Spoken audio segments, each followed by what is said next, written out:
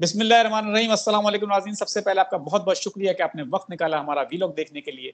मेरे साथ मौजूद है मशहूर और मारूफ एस्ट्रोलॉजर, इंटरनेशनल रॉयल पामिस्ट और सीनियर एडवोकेट एम.ए. शराफ़त खान साहब। नाज़रीन, शराफ़त खान साहब के साथ हम वीलॉग इसलिए कर रहे हैं कि उनकी पेशन गोइयाँ बड़ी ज़बरदस्त साबित हो रही हैं आजकल, बड़े चौके-छक्के लगा रहे हैं, तो हम उस पे भी बात करेंगे। सबसे बड़ी पेशन गोई अगर कहा जाए खान साहब की, जो मेरी नज़र में दुरुस्त हुई, वो 8 और 5 का जो उन्होंने फैसला आया मखसूस नशिस्तों का, बहुत बड़ा फैसला था, बहुत बड़ी पेशेंगोई थी जो कि दुरुस्त साबित हुई। और इसी वजह से खान साहब के साथ हम पॉलिटिकल व्लॉग भी कर रहे हैं। आप हमें खान साहब के साथ ज़ोडिक के ऊपर, खुशनसीब बुरूज के ऊपर व्लॉग करता देखते हैं, लेकिन आज सियासी व्लॉग भी करेंगे क्योंकि खान साहब की पेशेंगोइयाँ बड़ी दुरुस्त साबित हो रही हैं। सबसे पहले सर आपका बहुत-बहुत शुक्रिया कि आपने वक़्त दिया। अस्सलाम वालेकुम, क्या हाल है, कैसे हैं आप? वालेकुम अस्सलाम। बिस्मिल्लाहिर्रहमानिर्रहीम। इन्नल्लाह यअमरु बिल अदली वल एहसान। बेशक अल्लाह हुक्म देता है इंसाफ करने का और एहसान करने का। अल्लाह का बड़ा करम बेटा, शुक्र अल्हम्दुलिल्लाह। अच्छा सर, आपने जो मखसूस नशिस्तों के हवाले से कहा था, वो तो दुरुस्त साबित हो गया। अब पाकिस्तान तहरीक-ए-इंसाफ को रिलीफ तो मिल रहा है, खान साहब को अदालतों से रिलीफ भी मिल रहा है। आपने अदालतों के हवाले से भी पेशेंगोई की थी कि अदालतें बड़े बब्बर शेर फैसले करेंगी, उन्होंने किए भी। सर, खान साहब को अदालतों से रिलीफ एक तरफ मिल रहा है, लेकिन एक खबर जो है वो ये गर्दिश कर रही है कि हो सकता है इनको फौज की तहवील में दे दिया जाए। जो उन्होंने अभी अपना ओन किया है कि मैंने ही कहा था जीएचक्यू के बाहर मुज़ाहरा करने के लिए, और डिफरेंट केसेस जो दहशतगर्दी के बनाए जा रहे हैं, तो फौज की तहवील में दिया जा सकता है। एक तो आप ये बताएँगे सितारों की रोशनी में। दूसरा, पाकिस्तान तहरीक-ए-इंसाफ के ऊपर पाबंदी के लिए बड़ी संजीदा कोशिशें हो रही हैं। हुकूमत ने कहा है कि हम बहुत संजीदा कोशिशें कर रहे हैं। आपको लगता है, आपका इल्म क्या कहता है इन दोनों बातों के ऊपर? इसके अलावा आगे भी कुछ सवालात हैं, लेकिन पहले इन 2 बातों का सवाल 2 सवालों का ज़रा जवाब तो दे दें अपने इल्म की रोशनी में। बिस्मिल्लाह, बड़े अहम सवाल है और मैंने बेशुमार अपने ही चैनल्स पे, लोगों के चैनल्स पे पेशन गोइयां आज से 5-7 दिन पहले ही कर दी थी। एक तो खान साहब का आर्मी के हवाले से जो बात की थी, लेकिन आपके चैनल के तवस्सत से जरा खुल के बता देते हैं। सबसे पहले एक बात मैं सितारों को भी साथ रखूं, क्योंकि इनके बगैर भी तो चलना मुहाल हो जाता है। उनके सितारों से आगे जहां और भी हैं, बीच के इम्तिहान और भी, ये भी है। माशाअल्लाह, माशाअल्लाह। अब बात यह है कि 5 अगस्त को मरकरी विक्री करने जा रही है, नंबर 1। 19 जुलाई को मरकरी संघ राशि में चली गई। नंबर 3, वीनस शुक्र 31 जुलाई को संघ राशि में चली गई एंड 7 जुलाई को ही शुक्र वेस्ट से राइज भी हुई। अब इनके क्या इंपैक्ट होंगे, क्या असरात होंगे? सबसे पहले हम बात करते हैं जनाब इमरान अहमद खान साहब के हवाले से, जो इस वक्त अडियाला यूनिवर्सिटी में है और शायद वो ऑक्सफोर्ड का कोई यूनिवर्सिटी में गालबन या ब्रैडफोर्ड में गालबन कुछ चांसलर का इलेक्शन भी वो लड़ सकते हैं, जिसमें जॉन बॉर्सन है, जिसमें टोनी ब्लेयर भी हैं, कुछ जर्मनी के भी एक्स भी हैं, इधर से ex prime minister of Pakistan Imran Ahmad Khan, जो एक बड़ा बारह के खाने के मालिक।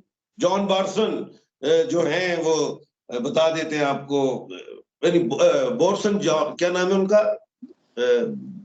Boris Johnson. बोरिस जॉनसन, बिल्कुल। वो बताते हैं वो एक बड़ा नौ के खाने के मालिक है। टोनी ब्लेयर जो है वो भी सुन लीजिए, वो एक बड़ा 8 के खाने के मालिक है। तो इन सारों में खान साहब बड़े मजबूत हैं। जो या पहले तो वो गालबन ऑक्सफोर्ड के चांसलर रह चुके हैं, हमने हल ब्रैडफोर्ड का होना है ब्रैडफोर्ड, जी, मुकाबले ब्रैडफोर्ड यूनिवर्सिटी के। किसी यूनिवर्सिटी के, तो वो वहां पे भी कहीं छक्का ना मार दे। पाकिस्तान में तो वो मारते रहे हैं। वो बिल्कुल।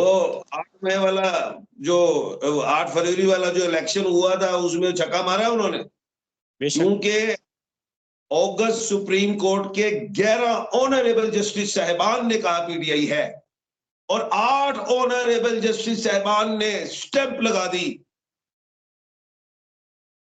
डिग्री पक्की। अब तो वहां से भी आनी है। अब हम आते हैं कि जनाब इमरान अहमद खान साहब के जो मैं सितारे अभी मुल्क के पाकिस्तान के भी जैसे बताया है कि बेशुमार चहमगोइयां हो रही हैं और तजिए भी हो रहे हैं सोशल मीडिया पे, टीवी पे मैं सुन रहा हूं। लेकिन जो जफर मुझे कहता है, नॉलेज ऑफ जफर, इमरान अहमद खान साहब फौज के हवाले नहीं होंगे, हमारी पाक आर्मी के हवाले नहीं होंगे। उनका जो भी ट्रायल है वो सिविल अदालतों में ही होगा, फौजी अदालतों में मुझे नहीं दिखाई दे रहा। ये मेरी पेशन गोई है, इसको आप लिख लीजिए। लिख लेते हैं सर। कर दी, क्योंकि बात पेशन गोई सीधी सीधी करनी चाहिए कि हमारी पाक आर्मी में उनका ट्रायल नहीं होगा। बिल्कुल ठीक। दूसरा सवाल की तरफ आइए सर। वो पीटीआई के ऊपर पाबंदी के हवाले से भी कुछ चहमगोइयां हो रही हैं। अब जो हमारी हुकूमत है मौजूदा, हमारी नहीं, अशराफिया की जो हुकूमत है, अवाम की नहीं है ये। अब ये अशराफिया की हुकूमत है, ये स्ट्रेचर पे गई हुई है और वो ट्यूबलेस टायर नहीं, ट्यूब वाले टायर। इस पे आप अनकरीब देखिएगा कि तीर लग जाएगा। अक्सर ना टायर पे कील लगता है, लेकिन इस पे तीर लग जाएगा। अब वो तीर जो होता है वो पीपल्स पार्टी के पास ही है। वो तीर लग जाएगा तो वो जो ब्रस्ट हो जाएंगे टायर, ठीक है, वो रेत की दीवार साबित होगी, वो भी हम आपको भी समझाएंगे।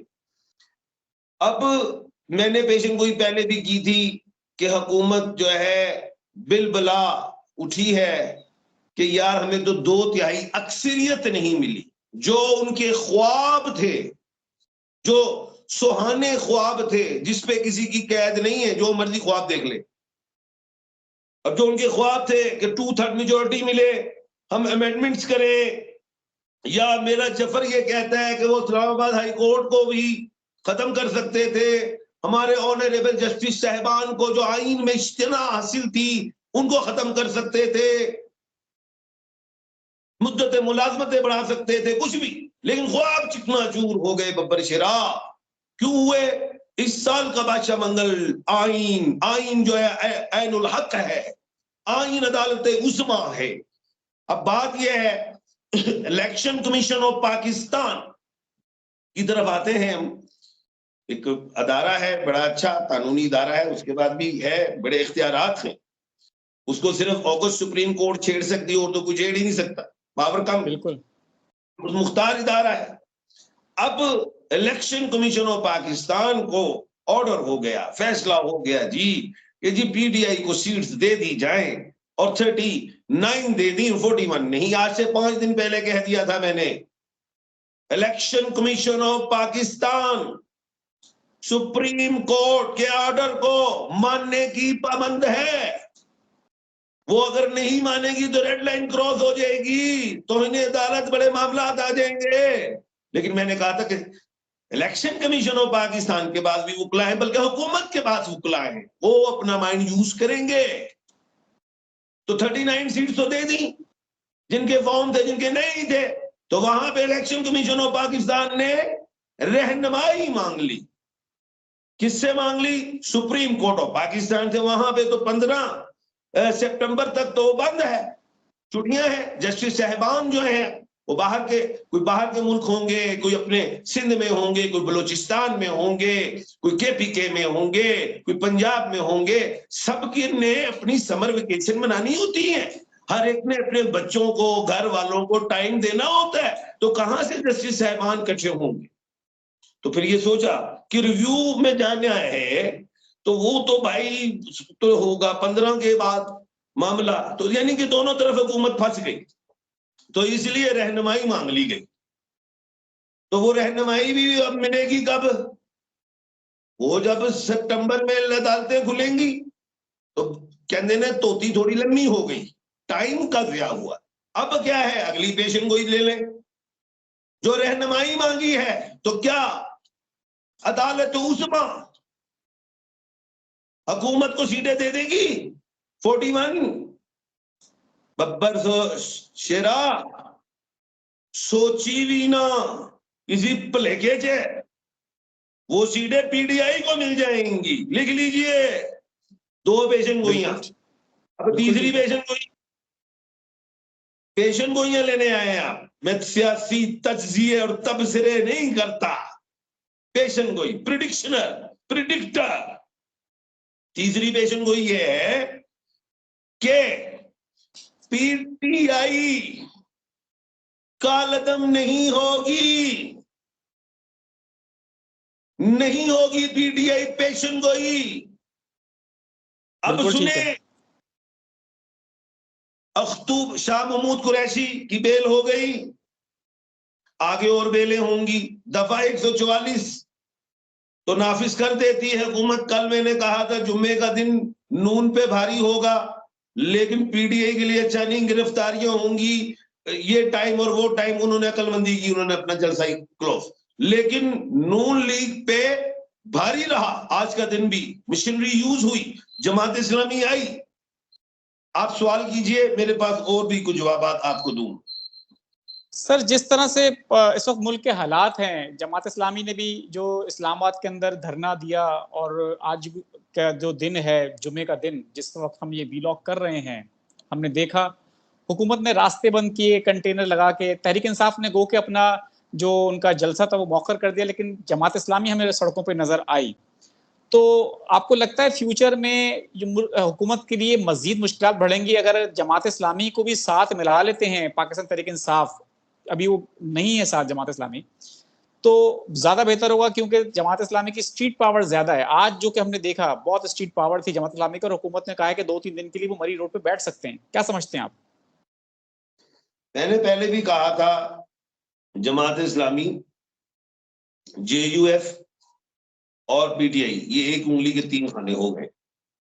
अभी तो अपना पावर शो दिखाया है जमात इस्लामी ने, और आगे फिर पीटीआई कहेगी हम दिखाने जा रहे हैं, फिर उनको इजाजत नहीं होगी, इंतजामिया नहीं देगी। फिर पावर शो जो है जेयूएफ दिखा सकती है।